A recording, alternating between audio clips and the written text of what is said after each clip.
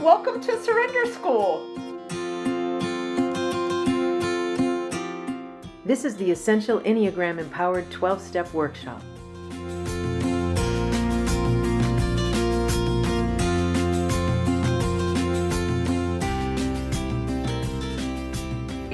We are working on step 3 today. So this is session 3, chapter 3, and step 3, made a decision to turn our will and our lives over to the care of God as we understood him.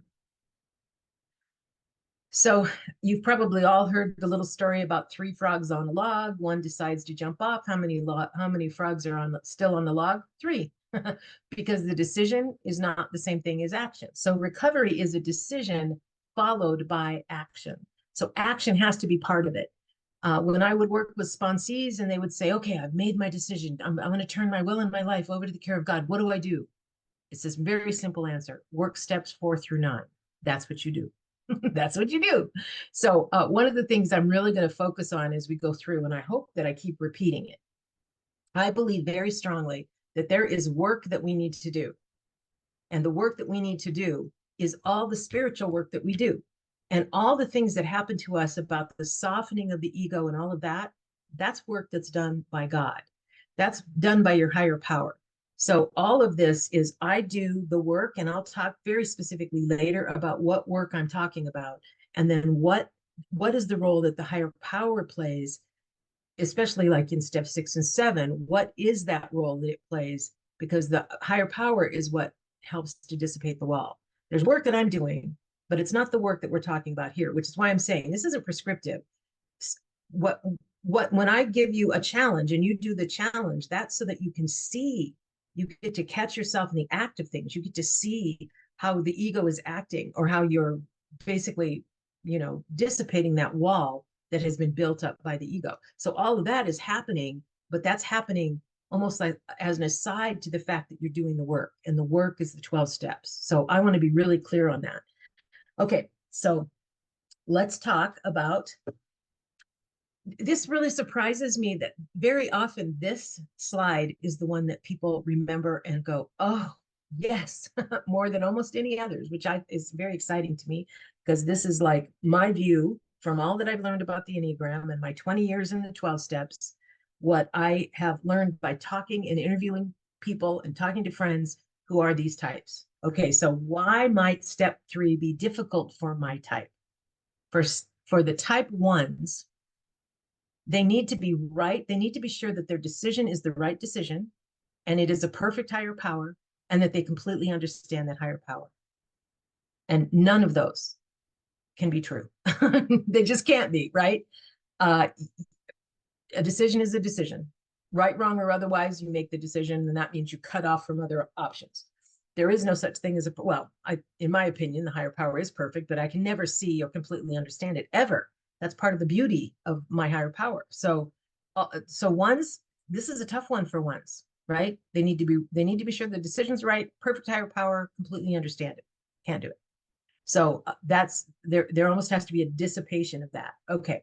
For the 2s, they are accustomed to earning love. So this is unintuitive, completely unintuitive, that I'm just going to basically turn everything over to something else. And I think, Lisa, the comments that you made earlier, right, about you've got to step in and be the helper and be, so it's very unintuitive to just turn this over to something or someone else. For the 3, higher power may ask you to do something that you're not good at. 3s generally don't like to do things that they aren't good at or fear they won't be good at. They like to seem like they achieve. They like to seem like they've got their shit together. Okay. For the 4, trusting something unseen. Let me paint a picture or make a mandala first. They're usually creative, and they will jump to the creative side of things as opposed to doing whatever, like making a decision. Okay, for the 5, I don't know enough about this higher power to turn anything over. I need to learn more. So usually the delay for the 5 is they need to learn more.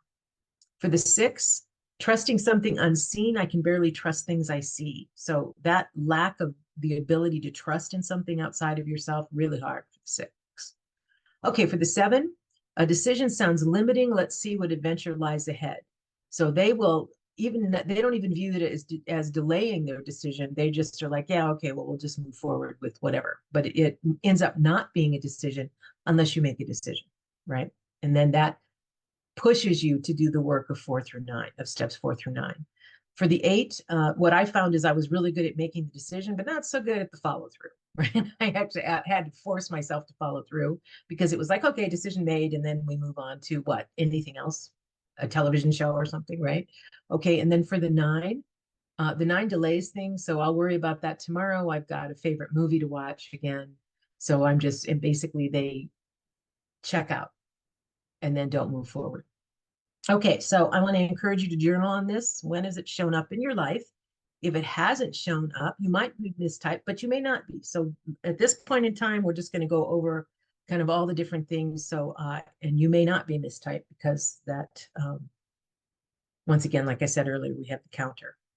Okay, I am going to introduce the concept of accessible traits. And these are just basically the traits that we can adopt with little effort. Earlier I said that the Enneagram is descriptive, and basically it says this is the way throughout time.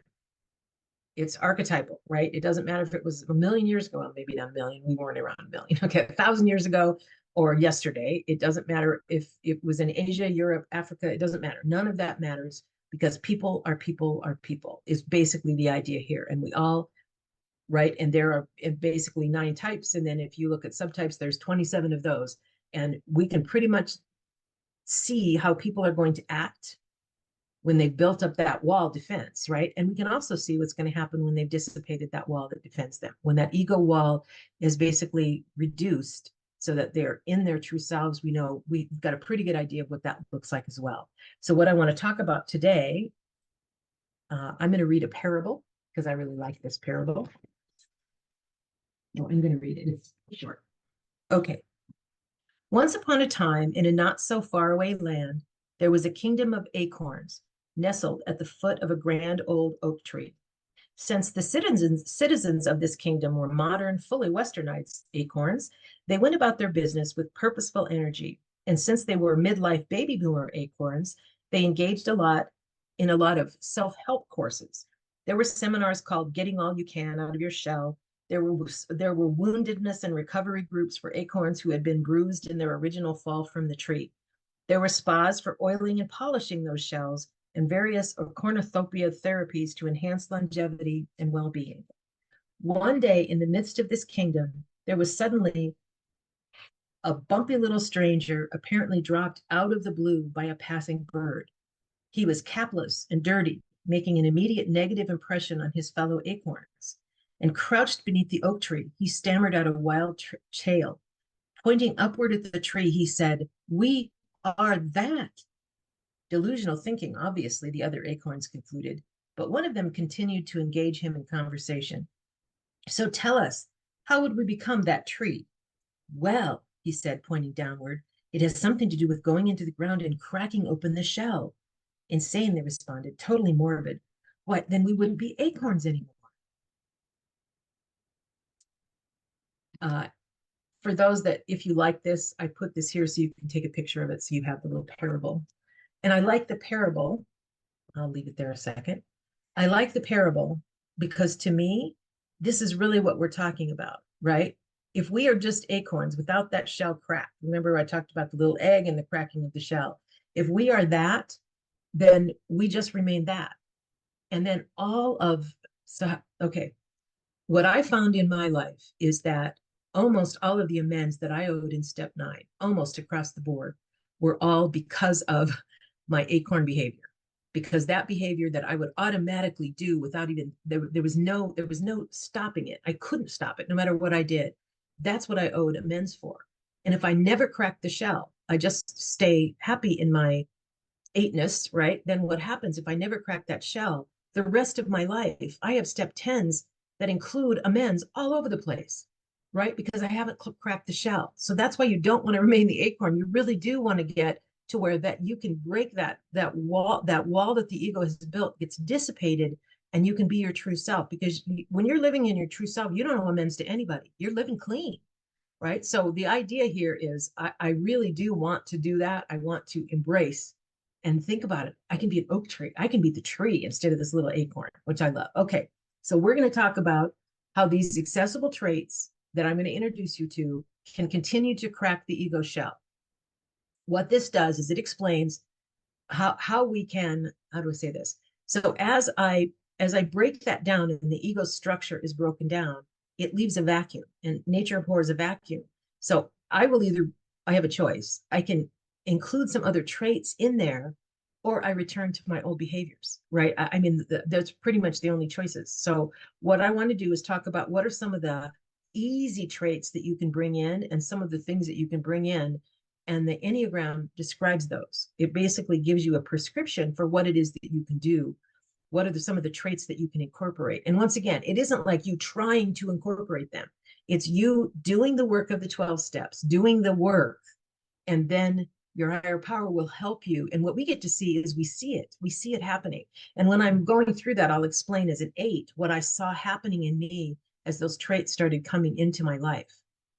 Which weren't there when I was like living in my eightness, when I was the the polished acorn. Okay. I don't usually focus on the what I guess we could call it negative, but this is what caused you. So what I'm going to talk about right now is what caused you and each of us to build that ego defense wall. When the ego started building that defense of us, what were we afraid of that it felt it had to do that? And once again, I'm not enemy to the ego. I think the ego is absolutely necessary, or we couldn't have even survived childhood, right? So it's necessary. It isn't that wall is not necessary now, or as necessary now. Okay. So the basic fear of the 1 is of being defective. The basic fear of the 2 is of being unloved or unwanted. The basic fear of the 3 is that they have no value other than their achievements. The basic fear of the 4 is that they have no personal significance. They're not significant in the world at all. The basic fear of the 5 is of being helpless. The basic fear of the 6 is of being unable to survive on their own. The basic fear of the 7 is being trapped or deprived. The basic fear of the 8 is of being controlled. And the basic fear of the 9 is of being destroyed. So these are the basic fears that caused that, basically that ego structure to begin building that defense of you, because this is what you're afraid of. Now, what's interesting, remember I talked about as we dissipate that wall and we crack the shell and we basically are returning to our true selves, there are some traits that come in, and they're things like humility, veracity, all that kind of stuff. But I want to talk about, rather than those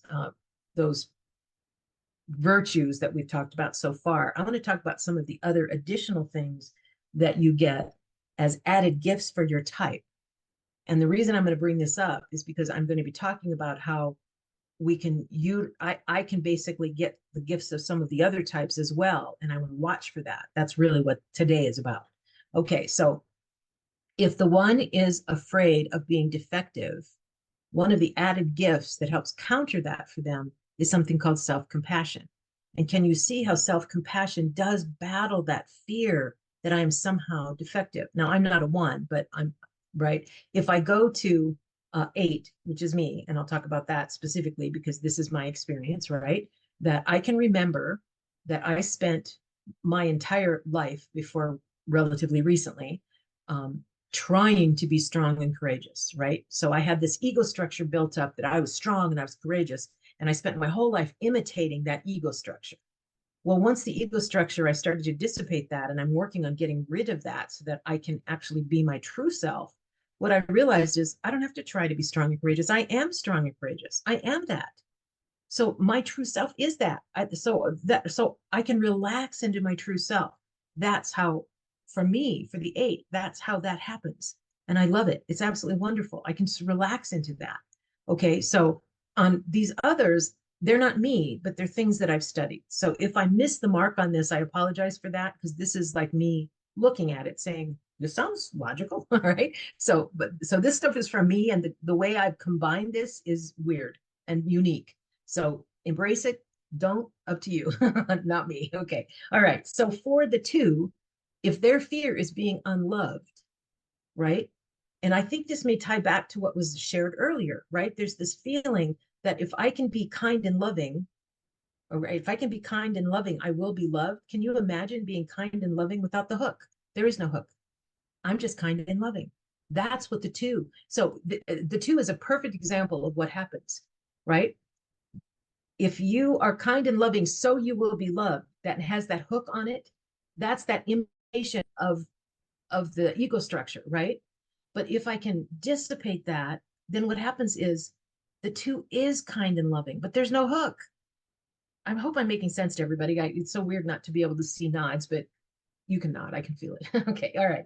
So for the three, instead of this fear that they have no value except from their achievements, they build this unshakable foundation for their life. For the four, instead of feeling like they have no personal significance, they feel like they're part of something. They're part of something greater. That is one of the reasons for a four, it is so important to be part of like a 12-step program, because you can feel like you're actually part of something and people get you, right? And you're not too much. The fours are not too much when they're part of a 12-step program. Okay. The five, the fear of being helpless, and this idea of easy does it, right? Not run away, not go hide, not observe only, but just easy does it, letting things in as well as letting things go, right? Okay, a six, of being unable to survive on their own, the six can walk through fear. They can be afraid. They'll always be afraid.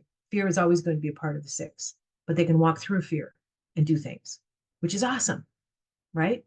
Okay, for the seven, being trapped or deprived, they can be persistent in the middle of the most boring shit you can possibly imagine. They can persist and stay with it, which is a real challenge for the seven, right? Because they have a fear of being trapped.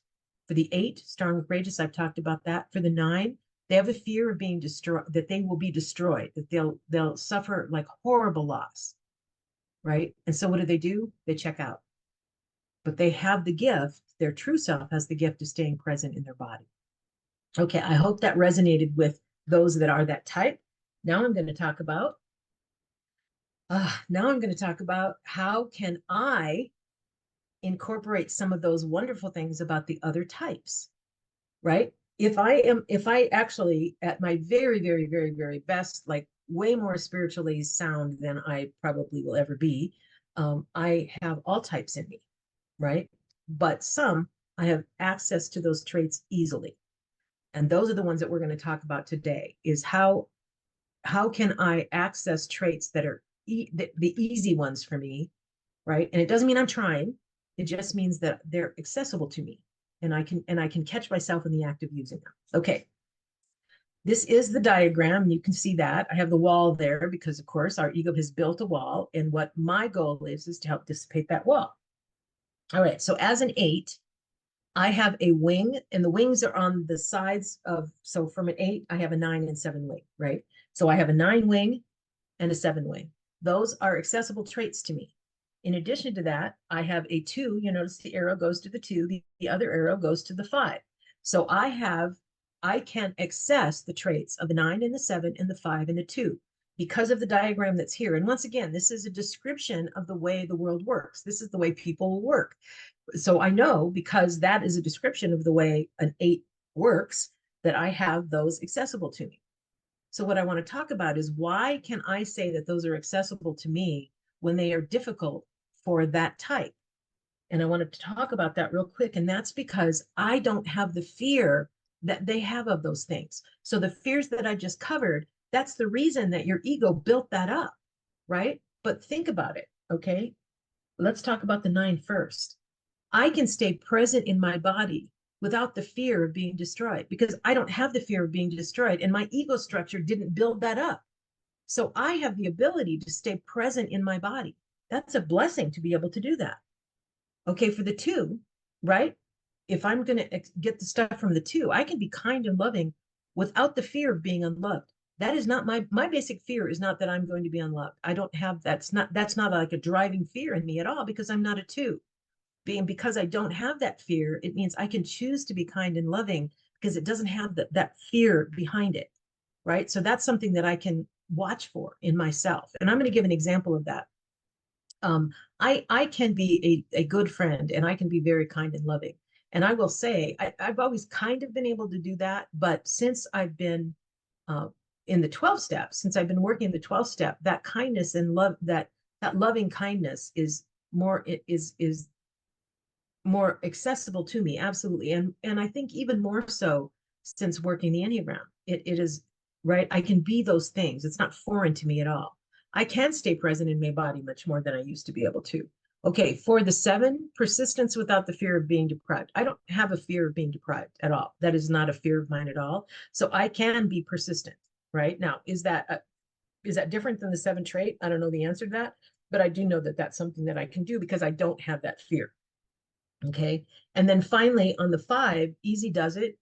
I'm beginning to learn the easy does it part because I don't have the fear of being helpless. So yesterday I was baking something and I accidentally bumped the stove and turned it to broil.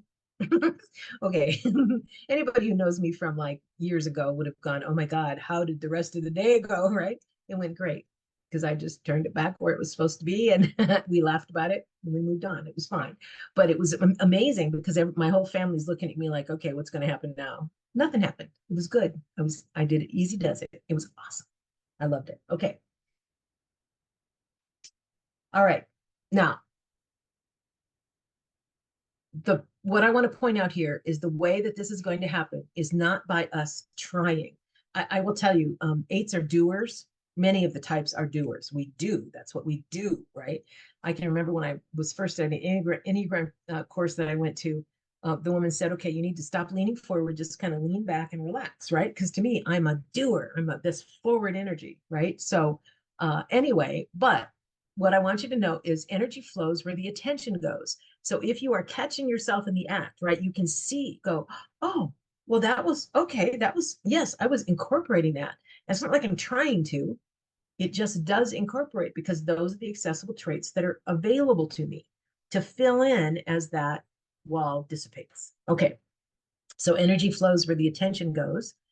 And so we can pay attention to it, which is different than trying, right? I'm not saying you shouldn't try, so try all you want to, but that's why I have the challenges because it basically you do the challenges and then you see either discomfort or you see, oh, I can do that, right? And so you're watching yourself. You've become your own inner observer, which is what we really want to do because that's where growth happens. Okay.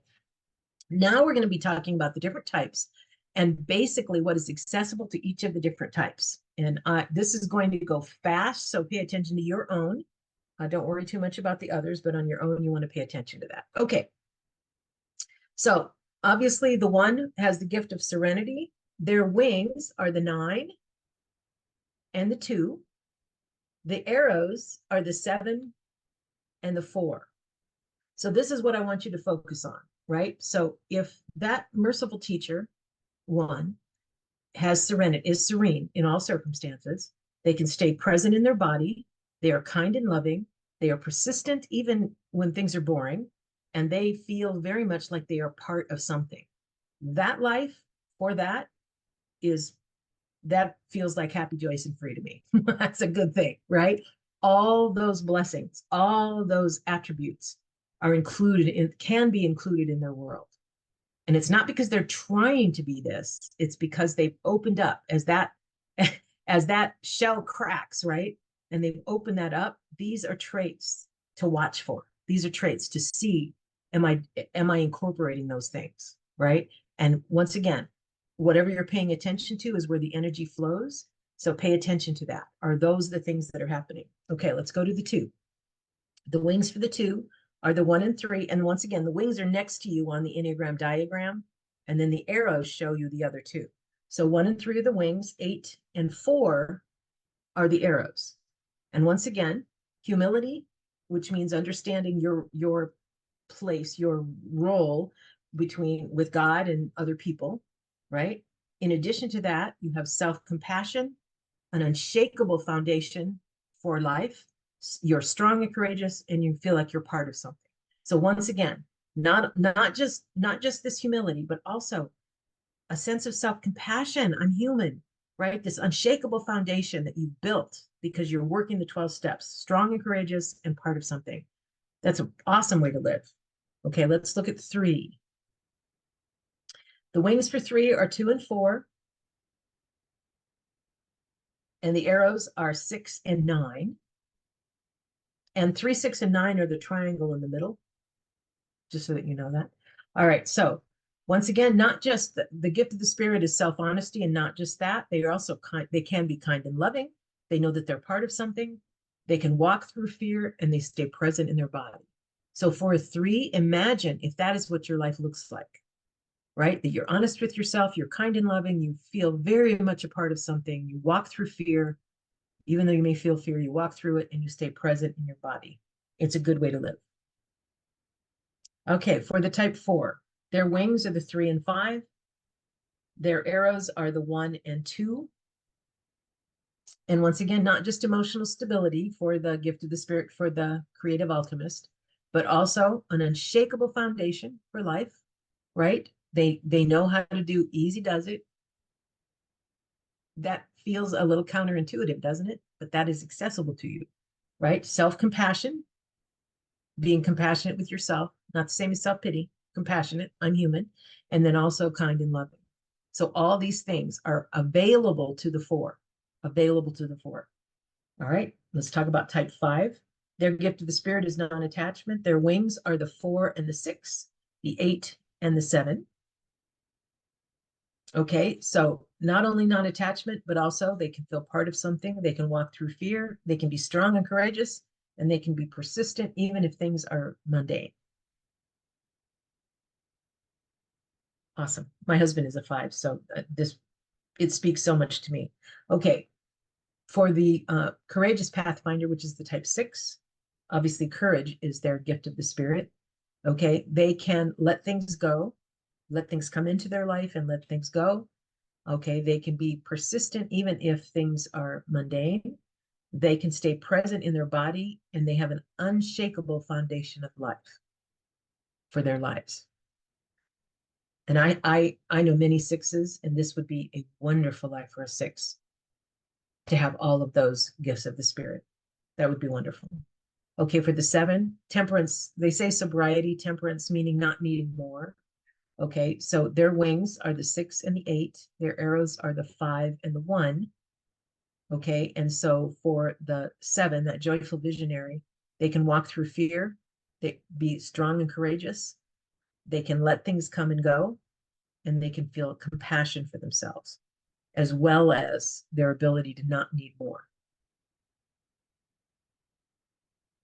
For the 8, I know that I'm rushing through this, and I apologize for that, but I want to be sure that we have time for sharing and asking questions.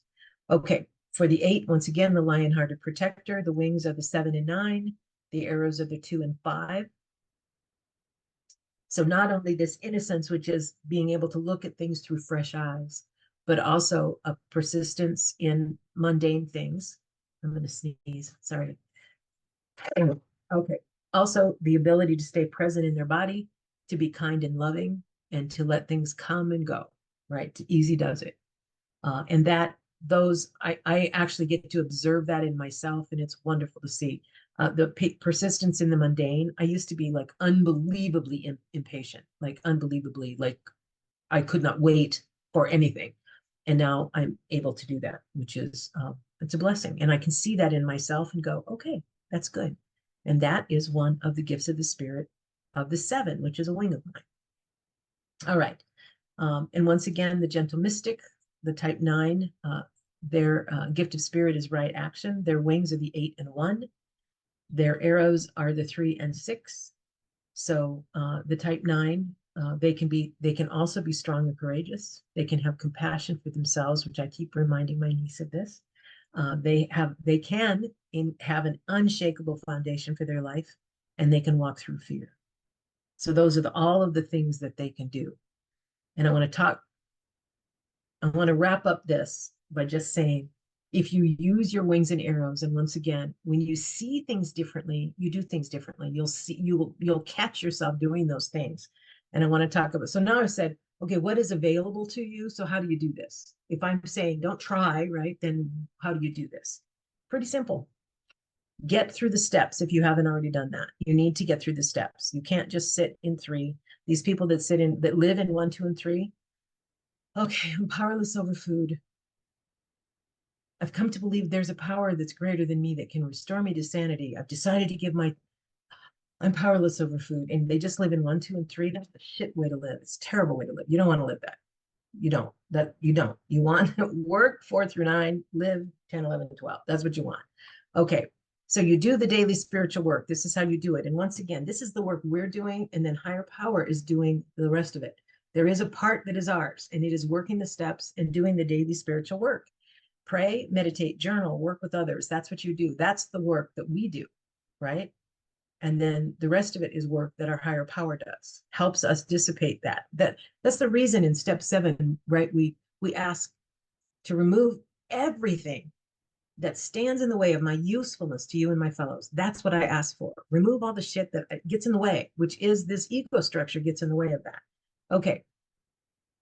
And so the goal is to live in 10, 11, and 12. And the way that I describe 10, 11, and 12 is live clean, seek God, help others.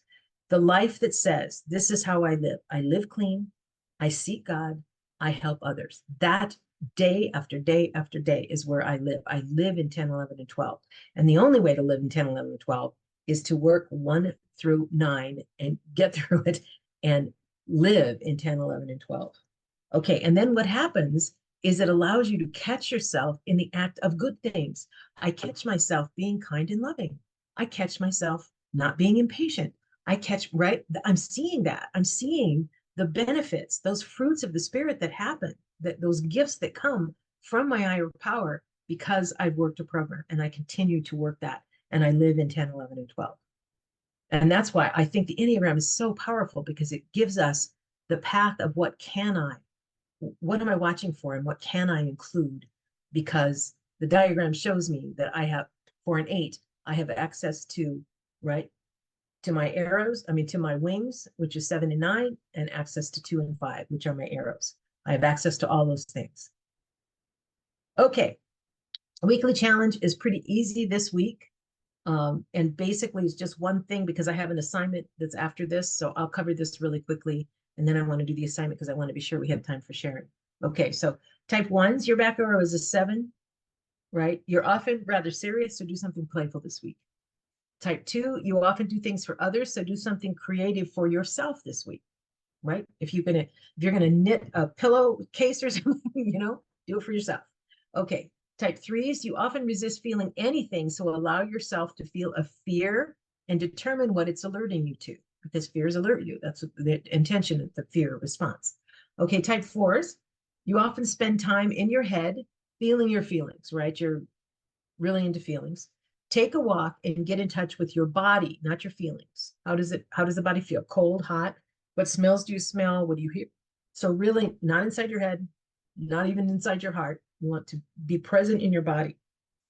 Okay, type 5, you sometimes think that you're autonomous, which I spelled wrong, sorry, to say it is human to have needs, and then go do some vigorous exercise. Stay safe when you do that, but right, it's human to have needs.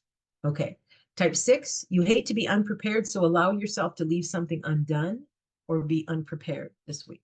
Type 7, you often bounce around, so deepen your knowledge in one area. Stay with only that as long as you can, like half an hour, that would be great.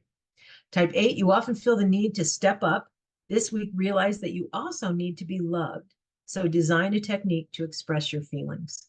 When I first started going to my therapist, I would say, I don't care if anybody loves you. I don't give a fuck about any of that. That's not true at all. Right. So anyway, I do need to be loved. And the technique that to express my feelings that I need to be loved. Right. That's my assignment this week too. Okay. And for type 9, you are often in the background, so see if you can be like an extroverted 3 and overcome the inertia that keeps you quiet. So I challenged my niece, who's a 9, to do this, and she said, I couldn't do it. I just couldn't do it. So anyway, that's hard for 9s, right? To be an extroverted 3. Okay, here is the assignment for next week. Notice in big bold, do not take the test in the book. Do not do that. It was, to me at least, very confusing, very confusing. The test, was completely opposite from what I was. And I was like, I don't know what she's talking about. So could be me, entirely possible, but do not. So all I'm going to have you do, obviously, memorize your mantra, do the weekly challenge, Read page 48 only, not the rest of the chapter. Don't take the test. Instead, you want to go to eclecticenergies.com/Enneagram/test2. One other thing I'm going to ask you to do is this week, because we're going to be doing step 4 next week, locate an old inventory of yours, as we'll be talking about inventories next week. And I'm going to do kind of an augmented inventory with you so that you can see that. So locate an old inventory if you still have one. No big deal if you don't, but if you do, I think that it will help you. All right, so don't forget office hours, Tuesday and Wednesday at 8 a.m. Pacific. Most weeks I show up early and I'll send something on the WhatsApp that says, hey, I'm in my office, stop by if you want to. And it's been as early as 7, I think a couple times, but 7:30 Pacific time. Anyway, so as soon as I'm sitting at my desk, I send a WhatsApp out. So you want to sign up for WhatsApp, especially if your day is such that you would be able to come at 7 or 7:30, but you can't at 8 Pacific time. That'd be a good thing to be able to do. And now we're at questions and sharing, so we will stop sharing. Thank you for recovering with Surrender School.